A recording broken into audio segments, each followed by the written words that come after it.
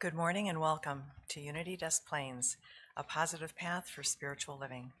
My name is Gail O'Neill and I'm serving as your platform assistant today. Please take a moment to silence your phones and thank you for doing so. And now I invite you to stand as you're able and join us in our congregational song, which will be Winter Wonderland.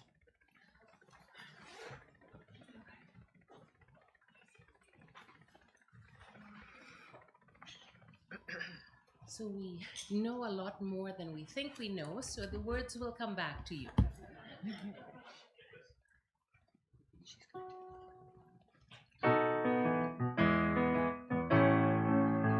Sleigh bells ring, are you listening? In the lane, snow is glistening. A beautiful sight, we're happy tonight, walking in a winter wonderland. On a way is the bluebird, in the sleigh is the new bird.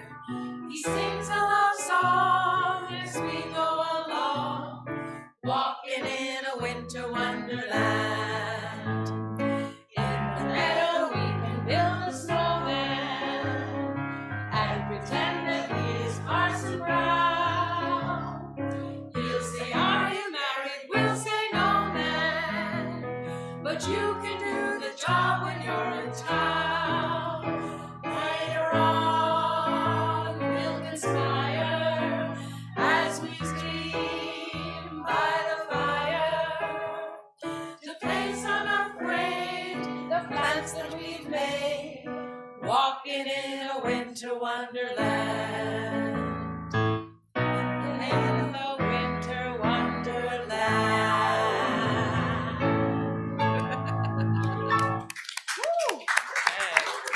Face unafraid those plans that we've made. Yes, Wow. yes. Encore. Okay. All right. And this week we're so blessed to have Reverend Dr. Mary Beth Speer as our speaker. And the title of her talk today is Winter Wonderland. And we'd like to welcome and thank our musicians for being with us today. Tatiana Nemova, Elena, and Peggy, and Barb. Thank you so much, and all of you.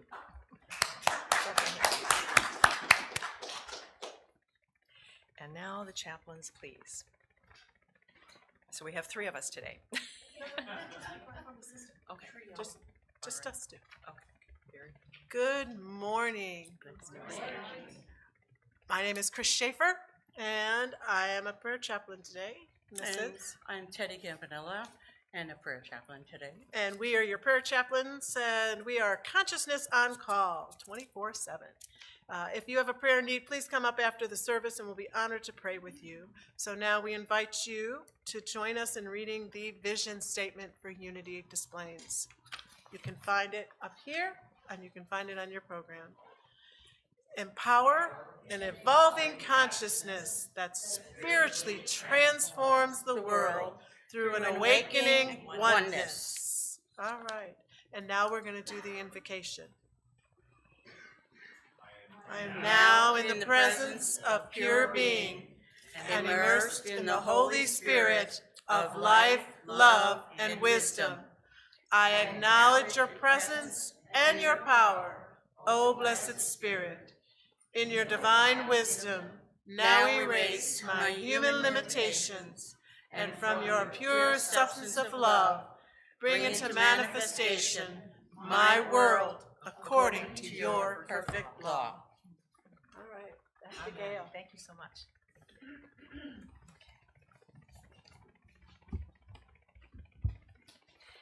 And now we'd like to give a heartfelt welcome to our newcomers. If this is your first time here, please raise your hand and keep it raised.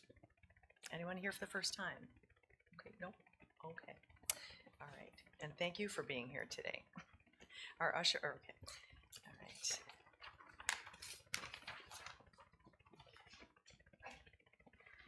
And now for the daily word. And it is pray for others. In prayer, I know the truth about others. I feel honored when someone asks for my support in prayer. My heart and mind join with theirs as I hold thoughts that affirm the truth of them, their divinity. I pray they know they are created in the image of God, that the qualities of life, love, and wisdom are part of their spiritual inheritance. As I pray, I see their divine qualities expressing. I envision divine life flowing through them and divine love comforting them and harmonizing their relationships. I see them whole and well, loved and loving, prosperous and secure. As I pray, I focus on the spiritual truth and trust that the divine presence is the answer to every prayer. And from 1 Corinthians 14:15, what should I do then? I will pray with the Spirit, but I will pray with the mind also. I will sing praise with the Spirit, but I will sing praise with the mind also. And now let's prepare for meditation by singing our meditation song, Our Thoughts, Our Prayers.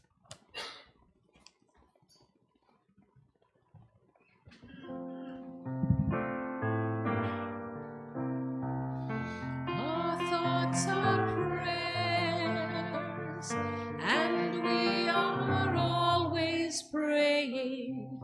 Our thoughts are prayers. Listen to what you're saying.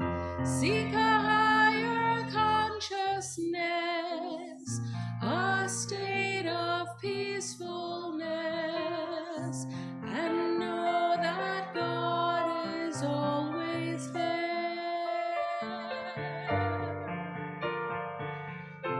And every thought becomes a prayer.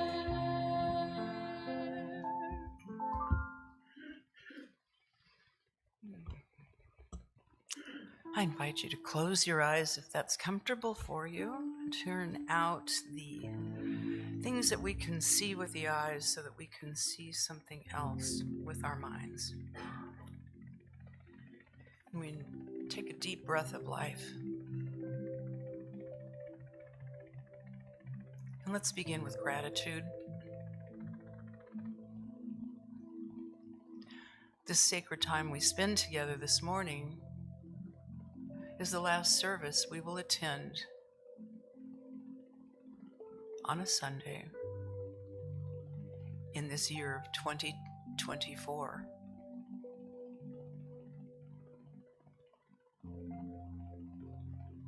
So we can look back, scan through that year that we have just lived, realizing we made it through. And we stand at the portal of a brand new year. Herein comes the wonder.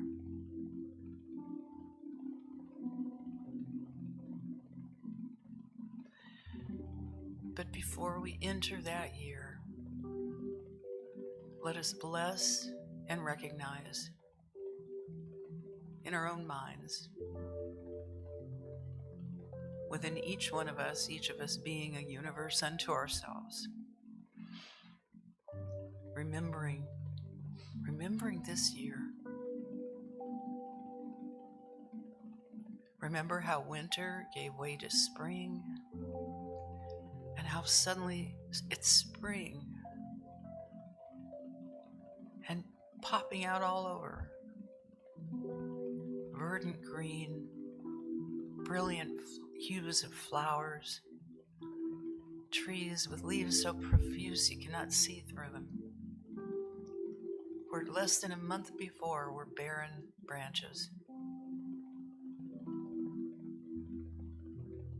And then the warmth upon our faces and the excitement of planning picnics and pool parties and vacations, and time with family and time with church family, and time alone.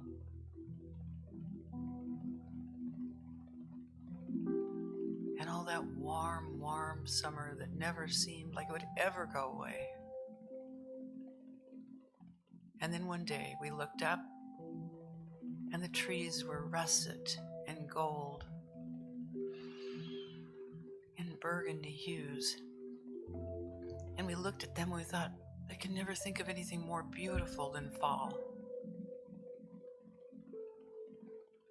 And the crisp night air, the acrid smell of smoke, beautiful walks in our wonderful prairies, being together with friends, being alone, along the way enjoying every holiday, every season that we went through. And we thought, it can't get more beautiful than fall. And then one day we looked up and the leaves were falling. And the air was colder. And suddenly, with group agreement, the days became shorter and the nights became longer. And we began to think about being inside with family and friends, and the solitude of sitting by a fire, of thinking of the impending snow, in some sense of wonder, and then about Christmas and Hanukkah and Kwanzaa, all these cavalcade of events, a confluence in 1 week. And now here we are on the precipice of 2025.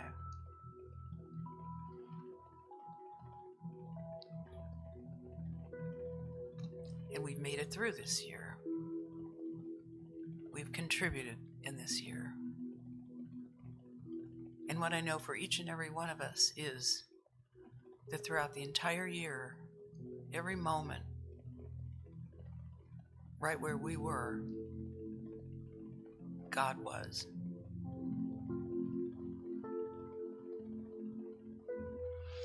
For there is a divine intelligence that permeates all and is all. It is infinite. It is the ground of all being. It is not personality. It is.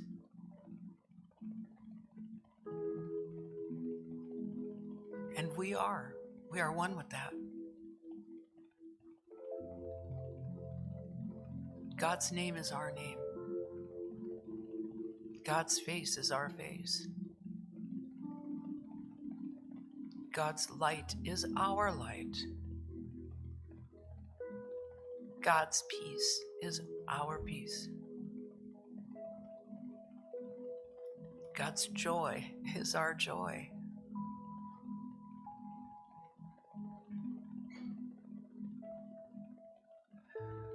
For there is not a spot where God is not.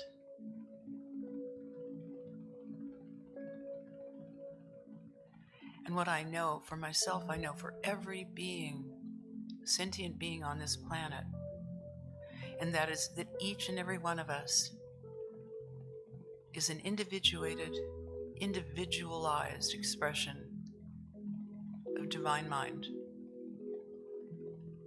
Each one of us is the center of the universe.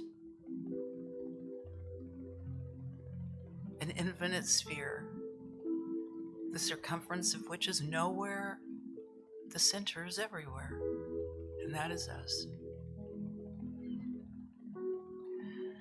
And so as we step into the final days of this 2024, and we step into this brand new year, right here at the portal, we allow ourselves to set the intention of being in wonder, being as a child, allowing ourselves to release all preconceived ideas, let them go and just be in the question of what wants to happen today. How will the universe please and delight me today? For it is my birthright to call upon this mind it is my responsibility to create into it. I've always been doing it. I just didn't always know I was. And today, my eyes are open. Today, I realize that as I think, my thoughts are prayers. Those prayers, those fervent ideas I speak, they go into some form, somewhere in that infinite field, the infinite mind, that brings back to me that which I think about most fervently.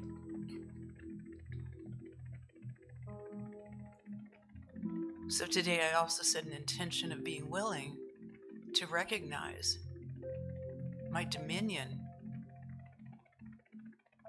my authority, of bringing out the highest and greatest good in my life, knowing that doing so means I also bless and bring out the highest and greatest good of all.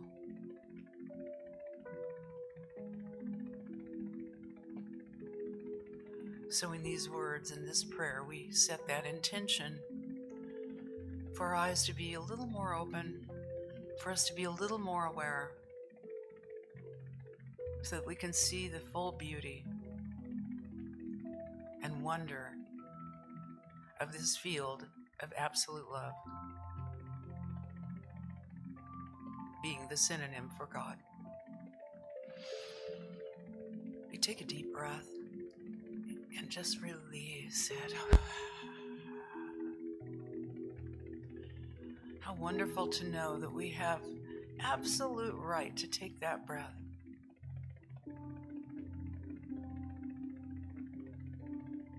And each and every one we take, it's ours, and we release what is no longer needed. So it is with the thoughts of our lives. And we breathe deeply into the creative nature of our day. So we end this prayer as we began in full out gratitude for this thing called life, for the love in our hearts, for this beautiful community, for our consciousness.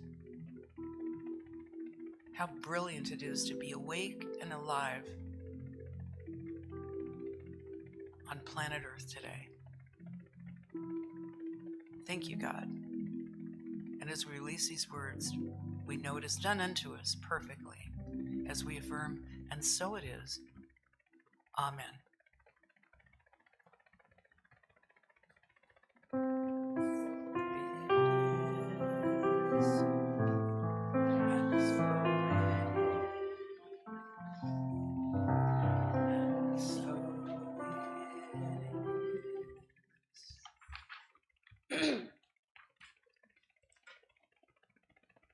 So now let's sing together hymn number 72 in the hymnals.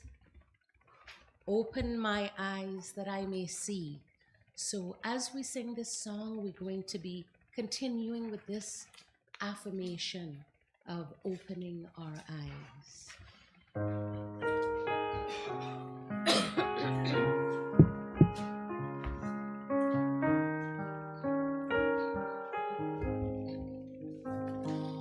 Open my eyes that I may see glimpses of truth thou hast for me. Place in my hands the wonderful key that shall unclasp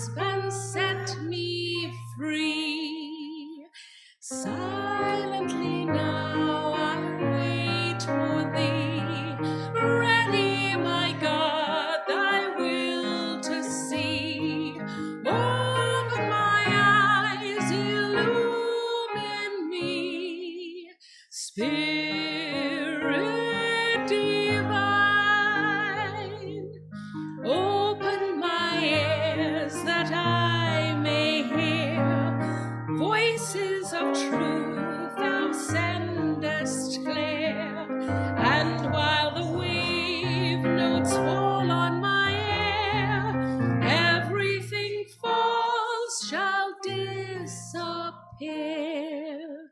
Silently now I wait for thee. Ready, my God, thy will to see. Open my ears, illumine me. Spirit divine. Last verse. Open my mouth and let me bear gladly the warm truth everywhere. Open my heart and let me prepare love with thy children thus to share. Silently now I wait for thee. Ready, my God, thy will to see. Open my heart, illumine me. Spirit divine. Yay. Good. Hey, that was good. Good. Thank you, Elena. Thank you so much. Well, good morning, everyone. Woo, last one of the year. This is an exciting day. You know, it's really pretty much for me. It feels like a real honor to always be here with all of you. It kind of feels like being home. You know, we've been part of this church many, many times over the years. But you know, this is a big thing. You know, this last service of the, you know, a Sunday. This is the last Sunday of 2024. You know, and that could mean like nothing, and that could mean something. It's like we create these celebrations, these opportunities to really take one day and another day and put meaning to them. You know, we give all the meaning things have. Don't know if you've noticed that, but you give meaning to things in your life, and that's how our minds work. So having a direction of what we want to do, where we want to go, that makes a lot of difference, you know. And it was, I mentioned earlier, confluence this past week of 3 different rather significant celebrations. You know, we had the celebration of Hanukkah, and in our home we celebrate that. My husband Michael is Jewish by culture and in nature. And we celebrate Christmas, which of course we've been doing all this time. And now the one that started in 1966 called Kwanzaa. And, you know, Kwanzaa really is not specifically a spiritual celebration. It's actually more of a cultural. And I did a little looking on that. And what it really is about, it started off being primarily for African American people. It was started by a gentleman named Ron Koringa, who's a professor of Black Studies out at Cal State University in Long Beach. And he came up with the idea of Kwanzaa, of the celebration of cultural principles. And the cultural principles of Kwanzaa include unity, self-determination, cooperative economics, collective work, creativity, setting goals, and faith. And you've probably seen that they have a menorah. It's very similar, candelabra that they use to honor the different cultural principles. So we have one more that's coming up here. Coming up, Tuesday night? What's Tuesday night? New Year's Eve. And, you know, I imagine you can think back on all the different ways that you've celebrated it, you know, different gaggling groups of friends, or trying to just be peaceful and quiet yourself, or however it was.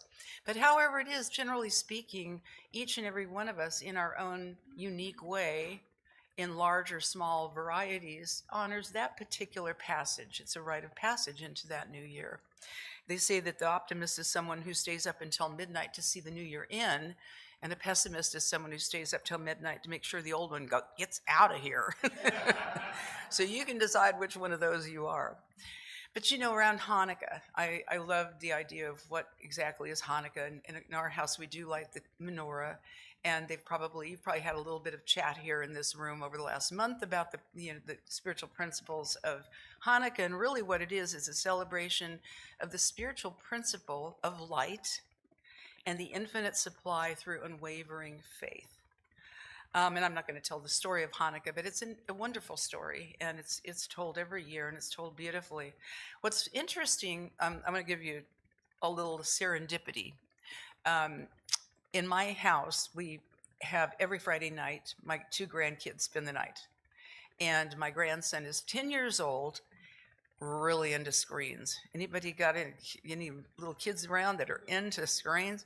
So when they get up in the morning, Roland comes in, wakes us up, and I'm always looking like he gets up so early. I'm going, don't they have an on-off switch on this kid?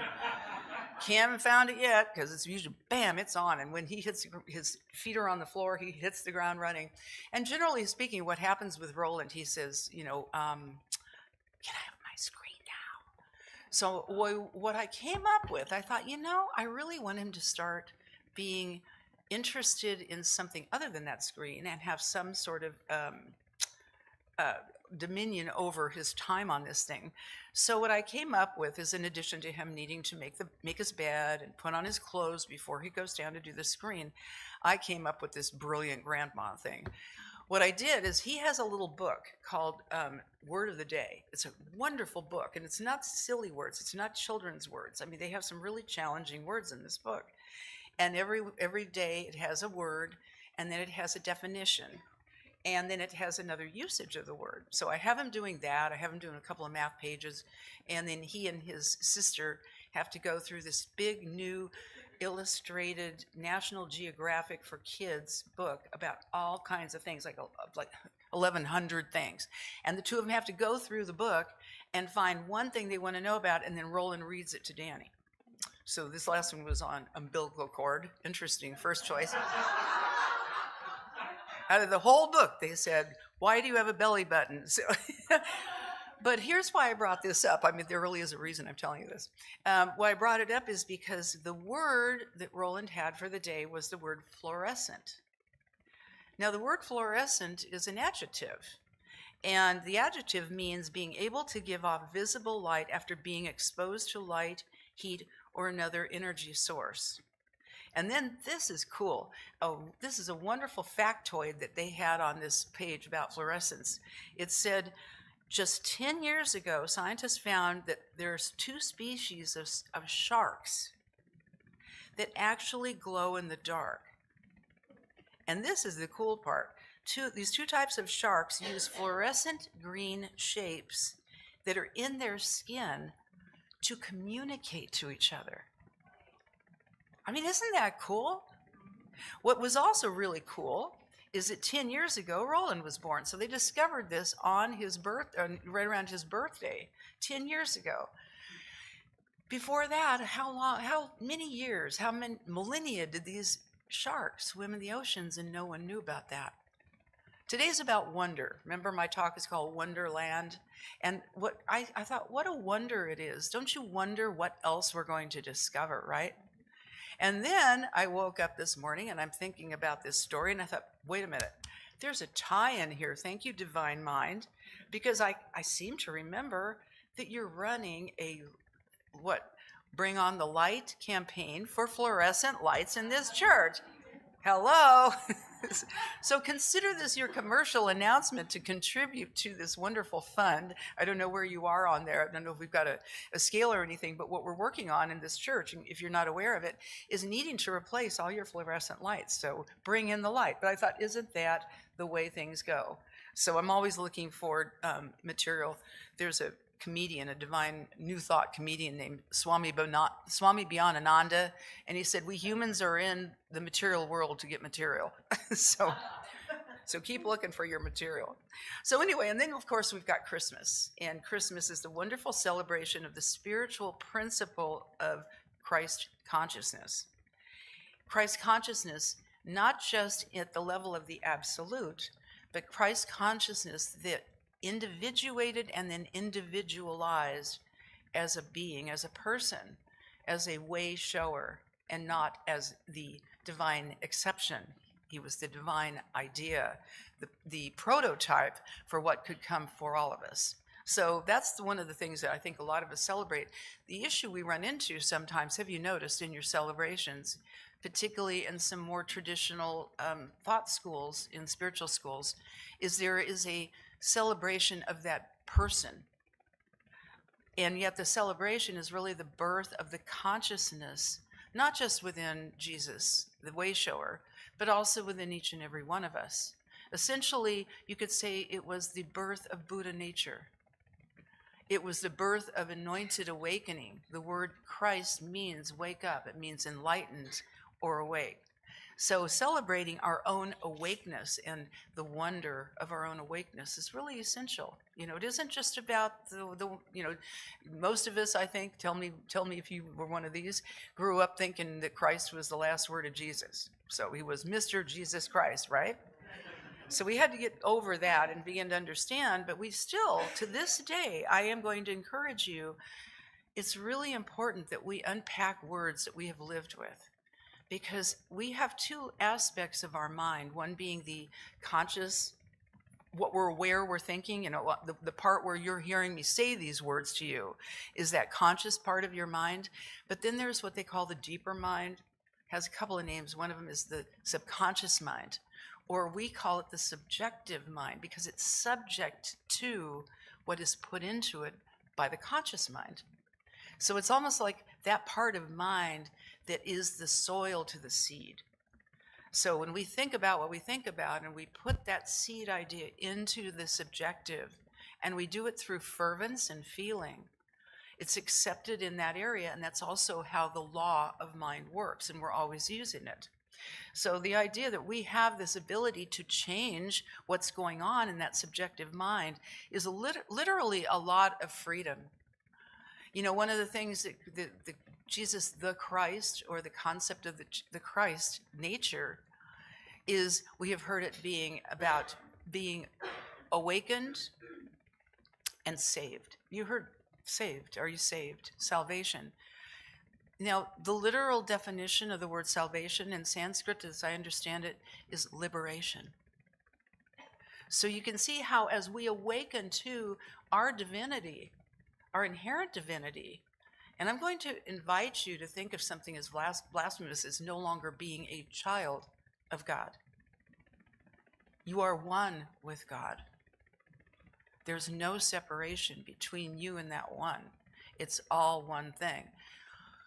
I'm pretty excited these days about all the breakthroughs that are going on and have been going on around quantum physics. I am a geeky quantum physics person. And I really enjoy the geek. And what's real funny, a lot of geeky people are into quantum physics. And the more you study it, the weirder it gets. Really, really gets weird. But quantum physics is demonstrating, quantifying, and validating what has been said through millennia by spiritual avatars. It's saying the same thing. We are one.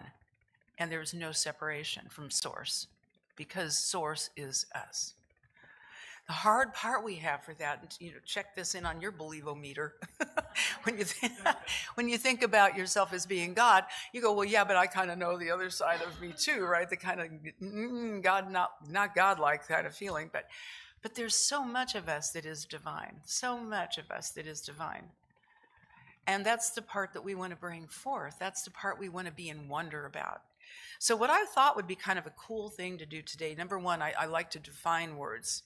To me, it's imperative to define words, because when we're talking with each other, if you got a dictionary, if you ever notice, like with a dictionary, you have number one definition, number two definitions, you may have 15 definitions for a word. Well, if we don't know which one of those 1 of 15 you're working with, you're going to get a whole different idea about what's being said, right? My teacher that I had used to use the word interesting a lot. She said interesting in her world meant, God, I hope I live through this. So, they're those kind, right? But this word wonder, some of the definitions of it's a cause of astonishment or an admiration, like to marvel, okay? Like the pyramid is a wonder to behold, or the mother looking at her kid on a skateboard going, it's a wonder you aren't killed. That kind of thing. The quality of excitement, of amazed admiration, rapt attention, something awesomely mysterious or new to us, awesomely mysterious. That's kind of a neat, hook in the mouth for me. Wonder can also mean a feeling of doubt or uncertainty. I wonder how we're going to get out of this kind of thing. I wonder what's going to go wrong next. Have you ever done that one?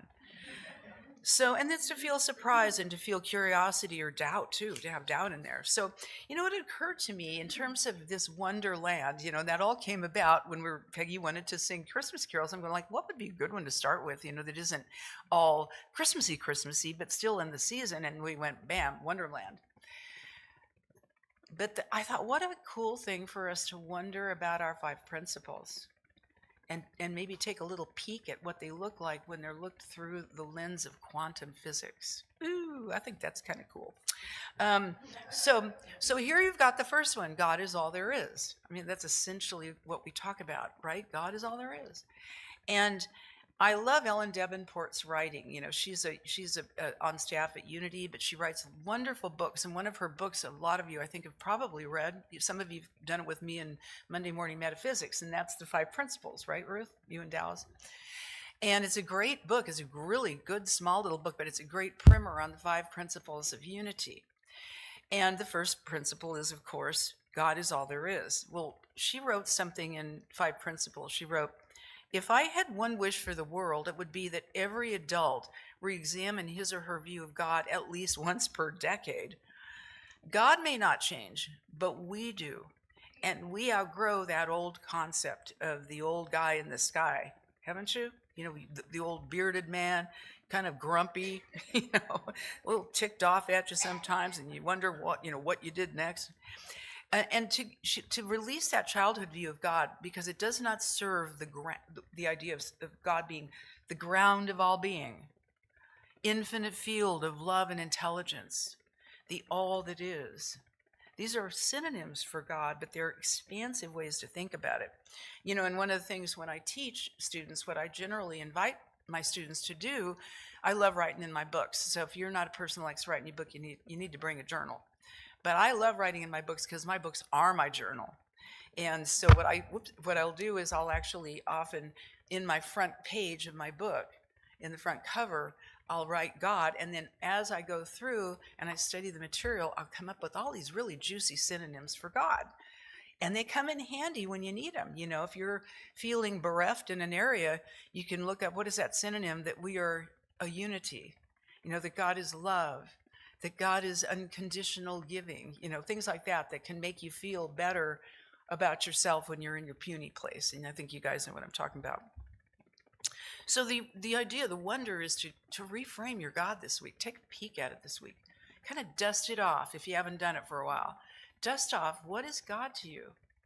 And take a look at where you are and where God is in relationship to each other. Because there is only one there. But we see it as what we call a duality. And a lot of what quantum physics is doing in scientific ways is proving there is no duality. It is proving unity. I'm going to go on and give you a little bit more on that in just a minute. But the idea, I'm just encouraging you this week in this beautiful Wonder Week between now and when we turn the page to 2025, to really look at what is God to you. Because remember, the second principle, what's the second principle? I am what? I am one with that. God is all there is, and I am one with that. Now, that's actually scientifically being proven all the time through quantum physics and how we influence it. There's a really cool book, great book. It's called The Possibility Principle, How Quantum Physics Can Improve the Way You Think, Live, and Love. And it's written by a therapist and a person who now identifies himself, as I do, as a quantum activist. And he wrote, the universe appears fundamentally inseparable, a thoroughly interconnected, interpenetrating whole. Inseparability implies that we are an integral part of everything and everyone. It's called superpositioning. It's called interrelational. This understanding showers us with meaning, purpose, and connection. Once we appreciate that the distinction between the other and ourselves is altogether indistinct, inseparability can usher in compassion, empathy, and may I add, peace. So, way back, this is not new. New thought, old wisdom, way back when in antiquity, it was said that God is an infinite sphere whose circumference is nowhere, but whose center is everywhere, which means every sentient point of light is a center of the universe. And that universe is available to each and every one of us at the level of our understanding. It's like a giant internet that never ends. The GOD gives on demand. It's like, it's this big internet, right? And you can access anything on the internet, but you have to know how to get to it. And the way we get to it is through our I am. It is our consciousness. So if you give thanks for anything today, give thanks for your beautiful consciousness. He goes on, he says, the universe is in a pure state of potential. With a shift in our perceptions and thinking, we can enter into the flow of possibilities. We are no longer inert cogs in a giant machine. We are the creators of our own destinies. Whoa. So, you can kind of see how this is sort of a high responsibility sort of teaching. This isn't about life happening to you. This is about life happening through you, by you, as you, in you. Wow. So principle number 3, how do you do that? Principle number 3 is thoughts held in mind, what? Producing kind. Yeah, thoughts held in mind. And it's not like a light thought.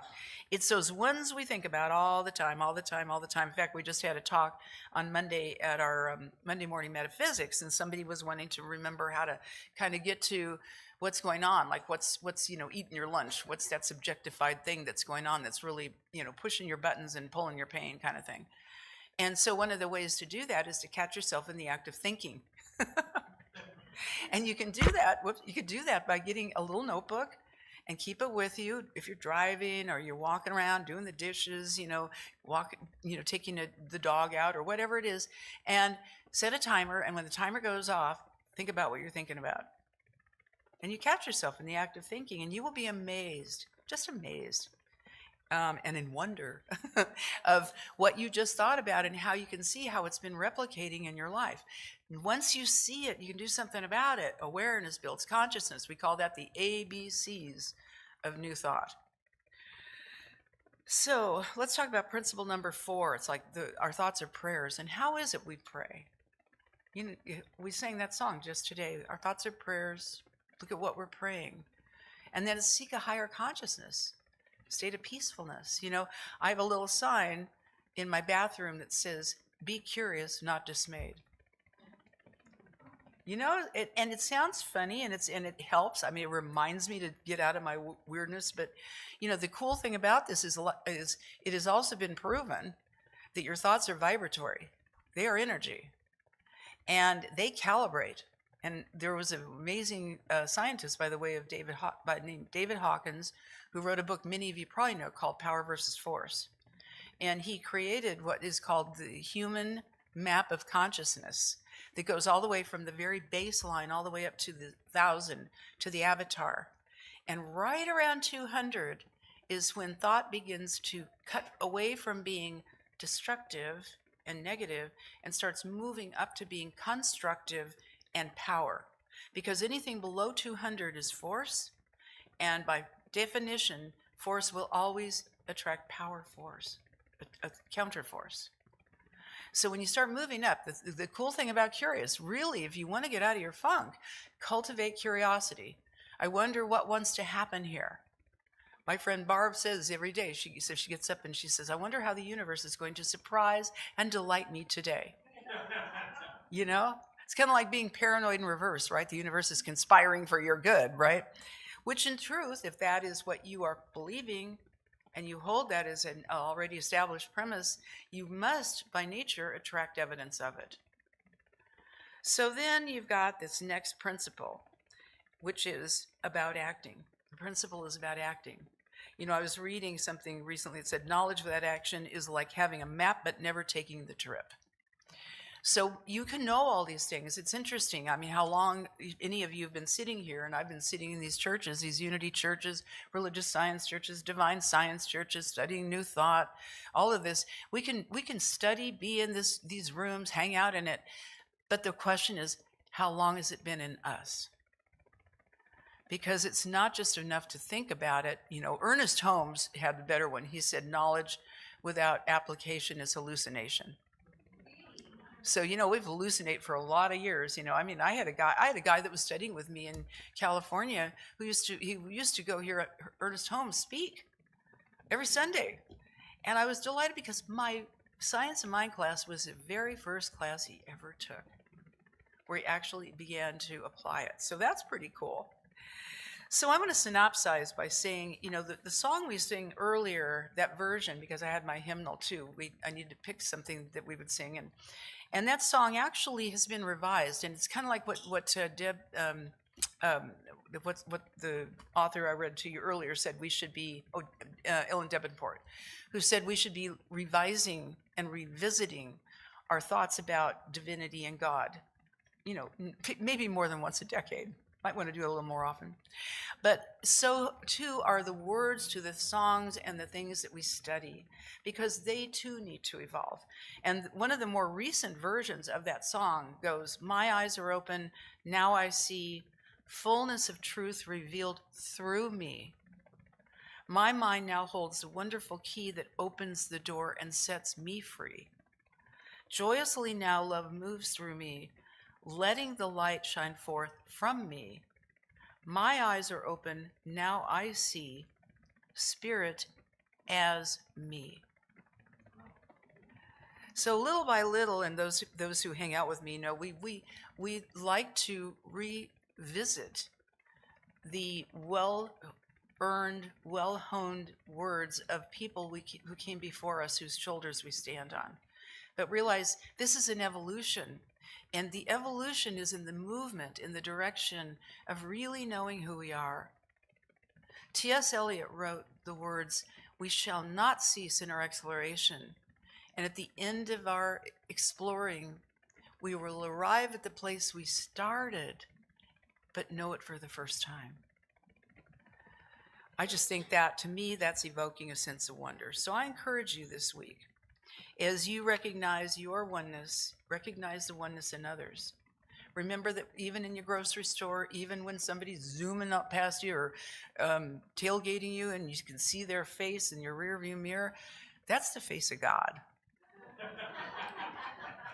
Interesting get up. They sometimes have you fooled, right? But you know what we do with that one? Michael and I have fun with that one now, because when people are driving in ways that we would love to go and give them another lesson, can't do it. What we do is say, "God, they must be having a baby." And when it's really crazy out there, we're going, "God, there's a lot of babies being born." But it makes it more fun for you. And it actually is a spiritual principle. Let them go first.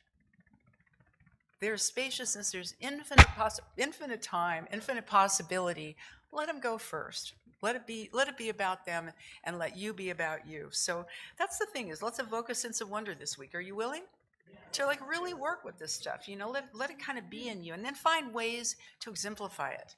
Find ways to recognize that the face of God is that one you're looking at, and give that first smile, or pay it forward at Starbucks. You might want to see that if there are 15 people in the car, you might not want to do that, but if there's just one, but it's so cool. Have you ever had that where at Starbucks somebody's paid your it just is the best feeling. It makes you want to do something about it. And ask questions that evoke curiosity. Don't ask questions like, "Oh my God, why is this happening?"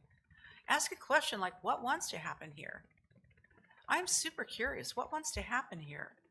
And embrace uncertainty. That's the last thing I wanted to leave you with. To embrace uncertainty. This is a quantum principle. Because in the field of quantum, everything is possible. Infinite waves of pure potentiality and possibility. And so the idea of being uncertain about outcomes and allowing ourselves to become released from and detached from outcome, and that we need to be certain about how things are going to work out. We in this culture of ours, we're really wanting to be certain about a lot. Have you noticed? And yet Brene Brown, who's one of my gurus, Brene Brown actually made the statement that the opposite of faith is certainty. So chew on that a bit, because it really is interesting to think about. But in the field of the quantum, when we can embrace and court the idea of being uncertain about the outcome of something. I wonder what's going to happen in this, how's the universe going to be delighting me today? I have one of them when I'm stuck and I'm in the middle of something. I'll affirm, I'm not stopping until I'm delighted. And so if I'm not delighted, I'm not done. It's a benchmark. And it does require taking responsibility for me to be able to identify what did that mean and to participate in bringing it about, because if I'm not delighted, I don't want to cast aspersions on others. I want to build them up so that they can help delight me too. So play with this stuff. How may I serve? Look around, look at every face. How will the universe delight me? Be curious, not dismayed. And here's the last one. Question everything. Actually, mind jump. I know nothing now. What can I know? And just realize that you don't have to believe everything that I have said today. You don't have to read everything you read in a book. You don't have to believe the words that are written in the songs. You don't have to believe any of it. And especially don't believe everything you think. Because that will open you up to the uncertainty and the pure wonder of what wants to happen here. So I am going to tell you, we do these things, I believe we will have peace like a river, love like a mountain, joy like a fountain in your soul. And if that's not a setup for a song, you've never seen one. Thank you.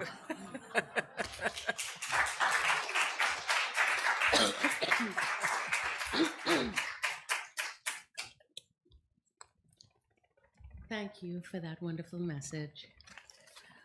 Okay, so we're going to sing now hymn number 356. It's also in your hymnals. And let's pick up the pace with this one. It's called I've Got Peace Like a River. And the three qualities we're going to be invoking are peace, love, and joy that we've got like a river. So we have a lot of it, and we want to be in the flow of this river.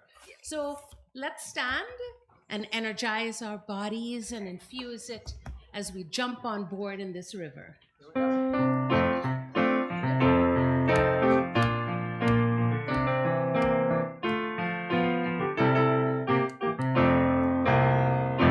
I've got peace like a river. I've got peace like a river. I've got peace like a river in my soul.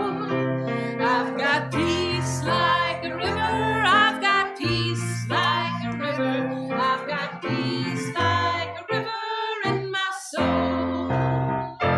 I've got love like a mountain. I've got love like a mountain. I've got love like a mountain in my soul.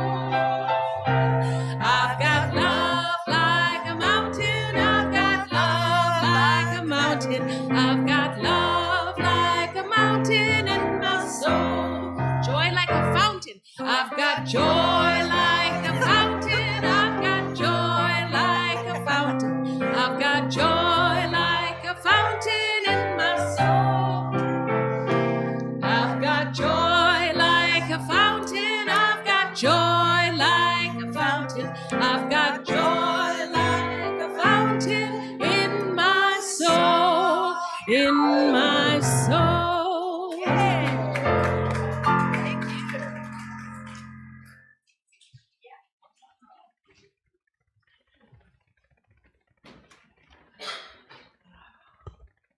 Oh, that was wonderful. Everything. So grateful. Thank you. And this is the time in our service to share your offerings and tithes with Unity Des Plaines. We thank those here in this room today and those who are watching later for your generous support. Because of you, our doors are open and our church's needs are being met, and we're so very grateful. As our ushers come forward, please hold your gift in your hands and recite our offering prayer together. Divine love, through me, blesses and multiplies all that I have, all that I give, and all that I receive. Thank you, God, and so it is. Amen. And now we can sing, I am so blessed. I am so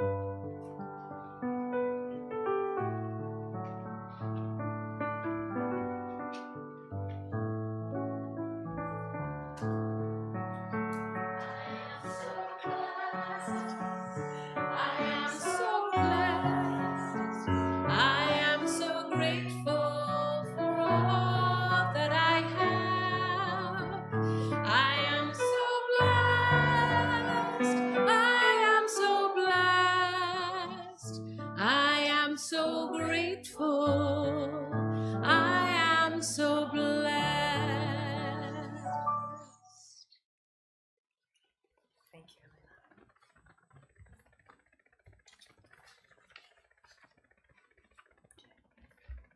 And thank you. We honor and welcome all contributions, time, talent, and treasure. If you have time or a talent to contribute, please let a board member know how you would like to be involved. And thank you for your generous tithes. In addition to the Sunday collection, checks can be mailed to us and donations can be made online at unitydesplains.org. The lovely pulpit flowers today were donated by Dallas and Ruth Traylor in honor of their 14th anniversary. And congratulations, Dallas and Ruth. Congratulations, and remember, you too can be a flower angel. Please sign up in the lobby. The fee is $35, and the flowers are yours to keep after the service.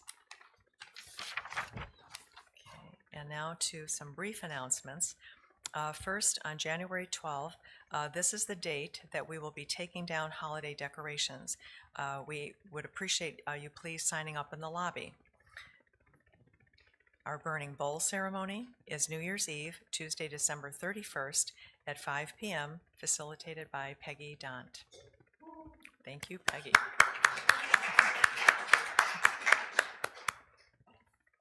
And please sign up for our weekly e-blast and follow Unity Des Plaines on Facebook. Please remember to exit the sanctuary quietly at the end of service, as the prayer chaplains are working with congregants in private prayer. And just now, before welcoming the children, we're going to be singing Jingle Bells.